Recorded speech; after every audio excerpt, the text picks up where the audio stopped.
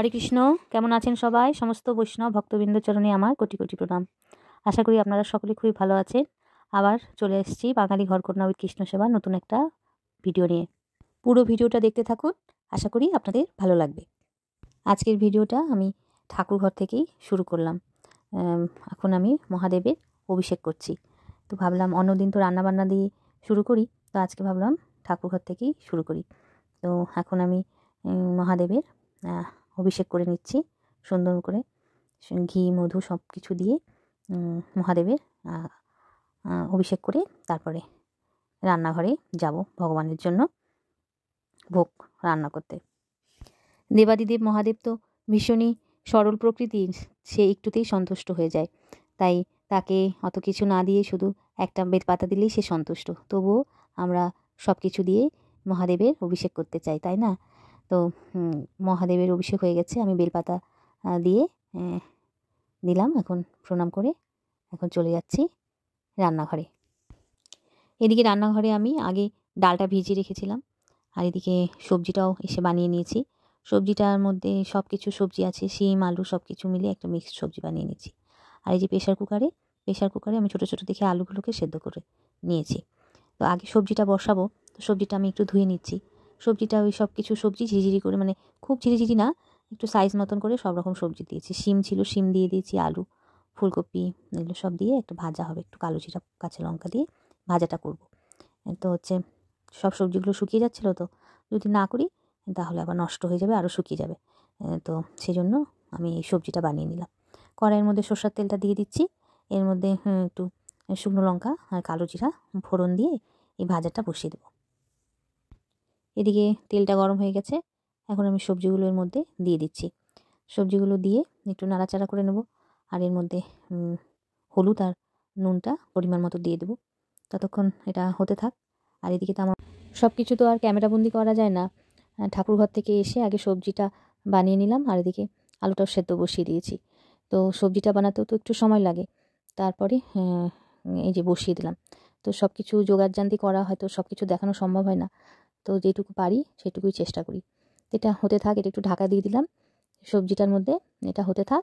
আর এদিকে আমি চালটাকেও একটু ভিজিয়ে রাখি। চালটা একটু ভিজিয়ে থাকলে না বেশ ভালো হয়, আমার কাছে তাই মনে হয়। তো চালটা একটু ভিজিয়ে একটু সাইড করে রাখি, তারপরে দেখি কি আর কি কাজ আছে সেগুলো করতে হবে। এদিকে ডালটা ভিজিয়ে রেখেছিলাম না, ওটাও তো আবার ওটাকে আবার পেস্ট করতে হবে। ডালটা দিয়ে আজকে ডালের বড়া করব, বড়া করে তরকারি করব। একটু ডালের বড়া টড়া করলে একটু ঝামেলা টাইপের হয় না, সেজন্য। তো এদিকে আলুটা প্রেশার কুকারের সিটিটা বেরিয়ে গেছে, এখন এটাকে এখন আলুটা ছুলে নিই। আলু ছুলতে একটু তো টাইম লাগে, তো আলুটা ছুলে নিই। আজকে যে আলুটা আমি সেদ্ধ করেছি সেই আলুটার একটা গল্প আছে। গল্পটা হলো এই যে, আমাদের পাড়ার এক আমার পাড়ার ননদই হবে, ওর জমির আলু।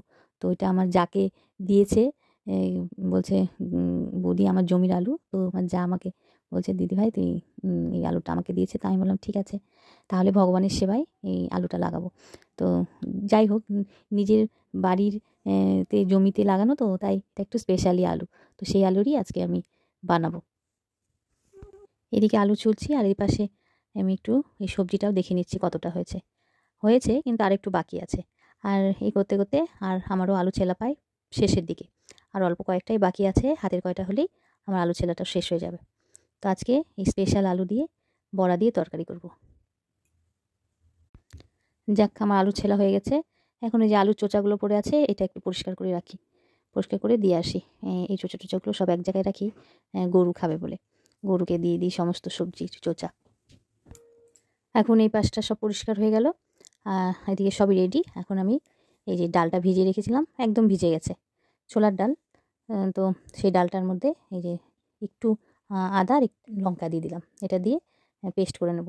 আর এদিকে ভাজাটা কিন্তু আমার হয়ে গেছে, এই যে আমার পেস্টটা তো রেডি। এখন এটাকে এখন মেখে ছোটো ছোটো করে বড়া করে নেব। তো ওটার জন্য এর মধ্যে দিয়ে দিচ্ছি হলুদ, একটু নুন দিয়ে চটকে সব কিছুই দেওয়া হয়ে গেছে। এখন এটাকে এখন বড়া করব। ভাজাটা করেছি, তো তো ভাজাটা করার জন্য না মানে গায়ে কড়াইয়ের ইয়েতে একটু লেগে গেছে, যেহেতু আগে ভাজাটা করেছি। তো কোনো অসুবিধা নেই, একটু দেখতেই খারাপ লাগছে, কিন্তু এমনি কোনো সমস্যা হচ্ছে না বড়া ভাজতে। ধুয়ে নিতে লাগতো, কিন্তু তেল ছিল তো তার জন্য আমি ধুলাম না, তেলটা আবার নষ্ট হবে। ওই জন্য বড়াটা যে ভেজে নিলাম। বড়া ভাজা কমপ্লিট হয়ে গেছে। আর এদিকে আমি এই যে আর সেদ্ধ আলুটাও বসিয়ে দিয়েছি। বড়া আমি এই তরকারিতে দেওয়ার জন্য বড়া ভেজেছি, আবার কিছুটা বড়া আমি এমনিও রেখেছি, খালি বড়া মানে তরকারিতে না দেওয়ার জন্য একটু ছোটো ছোটো করে রেখেছি। এদিকে আমি মশলা টশলা সব দিয়ে কষানো হয়ে গেছে। আর এদিকে আমি অন্নটাকেও বসিয়ে দিলাম।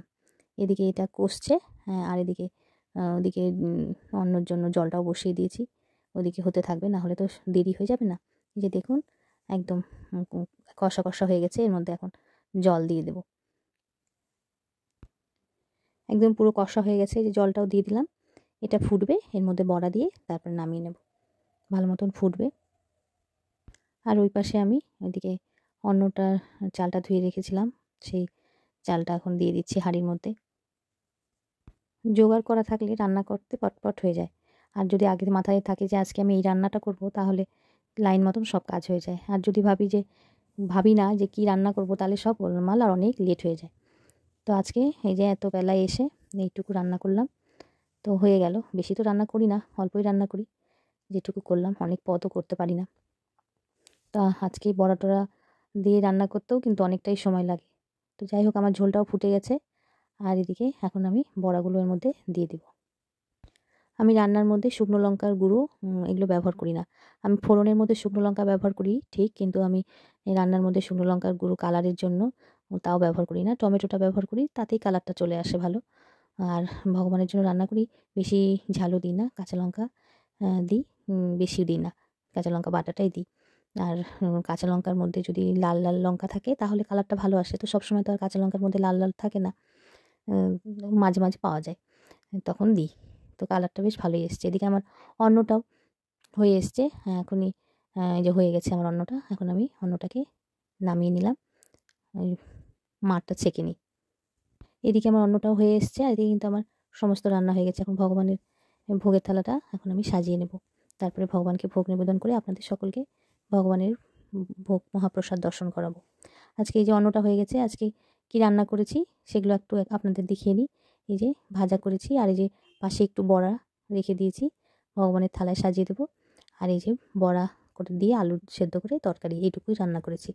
তো চলুন ভগবানের ভোগের থালা সাজিয়ে ভগবানকে ভোগ নিবেদন করি। তারপর ভগবানের ভোগ নিবেদন করা হয়ে গেছে, আরতি করা হয়ে গেছে। চলুন আপনাদের সকলকে ভগবান দর্শন করাই আর মহাপ্রসাদের দর্শন করাই। এই যে দেখুন, আপনারা সকলে ভগবানের দর্শন করুন। আর এই যে এখন ভগবানের মহাপ্রসাদের দর্শন করুন। এই যে ভগবানের মহাপ্রসাদ দর্শন করেও অনেক পুণ্য লাভ হয়। ভগবানের ভোগের থালাটা এখন আমি উঠিয়ে ঘরে নিয়ে আসলাম। এখন আমরা সবাই প্রসাদ পাবো। আর এই যে আমাদের বাড়িতে ভাড়া থাকে যে পুচিটা, ওর জন্য আমি প্রতিদিন একটু প্রসাদ দিই ওকে। তো প্রসাদ তোকে দিয়ে আসি।